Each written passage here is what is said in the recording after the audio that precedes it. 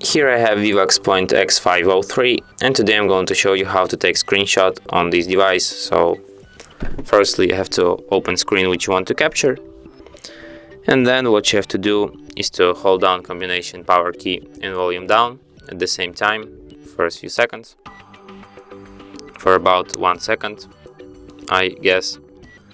Let me show you one more time. Power key and volume down, and that's how you take screenshot. You can also take screenshot by just holding power key, and after this menu appears, here you have this button, screenshot, and it works the same way. You can find your screenshot in gallery in a screenshots section here. And from here you can share, edit or delete these screenshots. And that's it. Thanks for watching. If you find this tutorial useful, don't forget to hit that like button and subscribe to our channel.